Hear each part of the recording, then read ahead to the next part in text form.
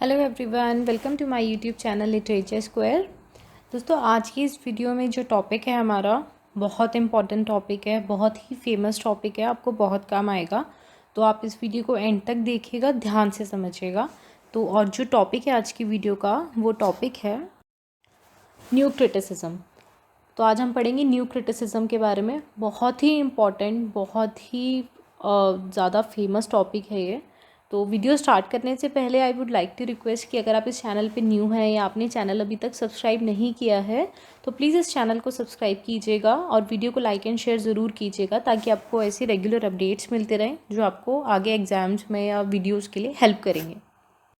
तो सबसे पहले हम ये जानते हैं कि न्यू क्रिटिसिज्म जो टर्म है ये आई कहाँ से।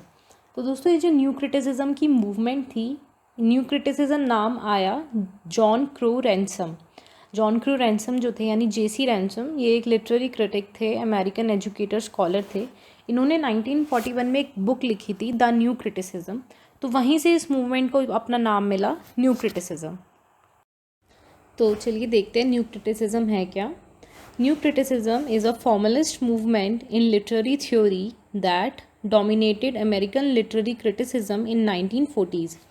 न्यू क्रिटिसिज्म जो है वो एक फॉर्मलिस्ट मूवमेंट है लिटरेरी थ्योरी में, जिसने 1940s में जो अमेरिका में लिटरेरी क्रिटिसिज्म चलता था उसको डोमिनेट करा, उस पर यानी पावर पाई।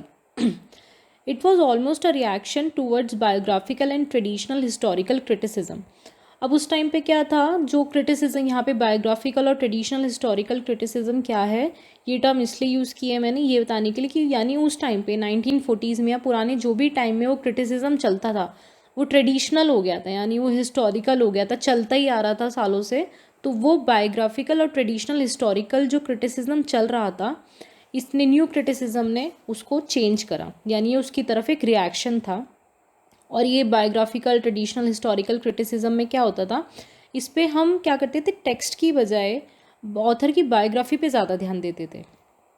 तो इसके अंदर ये होता था, जो बायोग्राफिकल ट्रेडिशनल हिस्टोरिकल क्रिटिसिज्म है उस पर हम टेक्स्ट को ध्यान नहीं देते थे, ऑथर की बायोग्राफी पे ध्यान देते थे कि ऑथर कहाँ से है, उसकी लाइफ में क्या क्या हुआ, उसने ये कब किया, उसने स्कूलिंग कब पूरी करी, ये सब। New critics intentionally ignore the author, the reader and the social context. अब जो न्यू क्रिटिक्स थे वो क्या करते थे, इंटेंशनली यानी जानबूझ के ऑथर को इग्नोर करते थे, रीडर को इग्नोर करते थे और सोशल कंटेक्स्ट को इग्नोर करते थे, यानी सोसाइटी उस टेक्स्ट के बारे में क्या कह रही है उसको भी इग्नोर करते थे।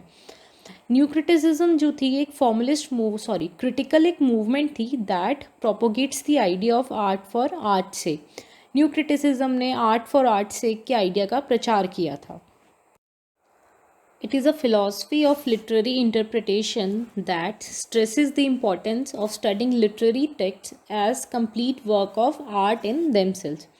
ये एक लिटरेरी इंटरप्रिटेशन की फ़िलॉसफी थी जिसमें जो लिटरेरी टेक्स्ट थे, यानी जो टेक्स्ट लिखा होता था उस पे ही पूरा ध्यान, उसको पढ़ने पे पूरा स्ट्रेस दिया जाता था।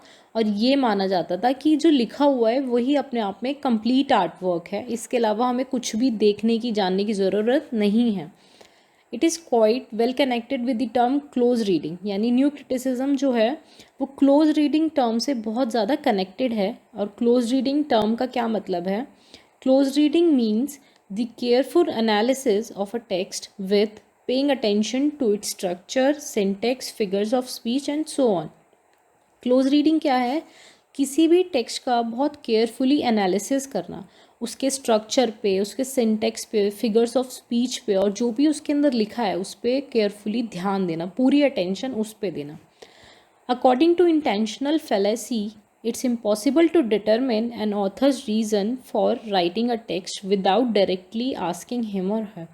इंटेंशनल फेलेसी के अकॉर्डिंग ये जानना बहुत ही मुश्किल था।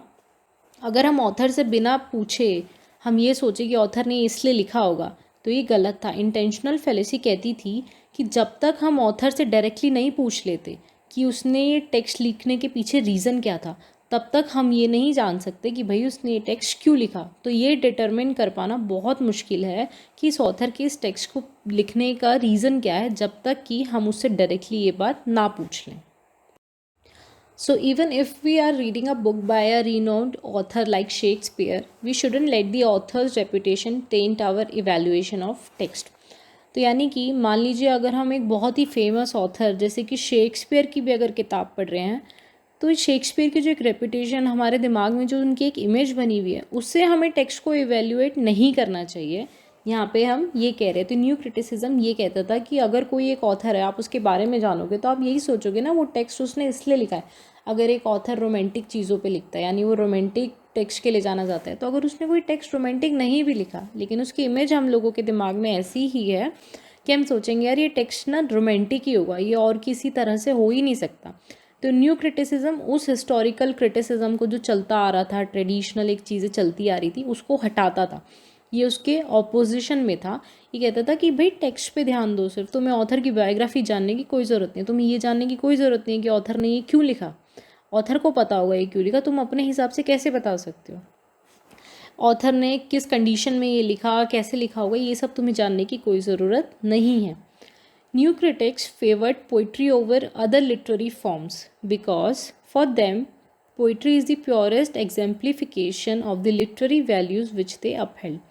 न्यू क्रिटिक्स जो थे वो हर दूसरी लिटरेरी फॉर्म्स पे पोइट्री को बहुत ज़्यादा फेवर करते थे। यानी अगर कोई टेक्स्ट लिखा हुआ है, कोई लिटरेचर लिखी हुई है, कोई लेसन है, नॉवल है, कुछ भी है, लेकिन न्यू क्रिटिक्स जो थे वो पोइट्री को ज़्यादा फेवर करते थे, क्योंकि उनके लिए पोइट्री एक प्योरेस्ट एग्जेम्प्लीफिकेशन थे लिटरेरी वैल्यूज़ की। वो कहते थे कि पोइट्री से ज़्यादा अच्छा कोई भी लिटरेरी वैल्यूज़ को नहीं जोड़ के रख सकता। एक पोइट्री ही ऐसी चीज़ है जो लिटरेचर की प्योरेस्ट फॉर्म है। To end, close reading or close analysis of a text is what new criticism introduced and is a fundamental tool in today's modern literary criticism. ये भी आप ध्यान दीजिएगा कि क्लोज रीडिंग और क्लोज एनालिसिस जो है एक टेक्स्ट की, वो भी हमें न्यू क्रिटिसिज्म से इंट्रोड्यूस हुई है। और क्लोज रीडिंग आज भी यानी मॉडर्न वर्ल्ड में भी हमारे बहुत ज़रूरी एक टूल है, बहुत फंडामेंटल टूल है। क्योंकि आज भी हम क्या करते हैं, अब आज के टाइम पे हम टेक्स्ट की बहुत क्लोज रीडिंग करते हैं। हम ये नहीं सोचते कि यार ये टेक्स्ट शेक्सपियर ने लिखा है तो इसके पीछे यही होगा। आज हमारे दिमाग में ऐसा कुछ नहीं है, क्योंकि न्यू क्रिटिसिज्म ने वो चीज़ें हटा दी।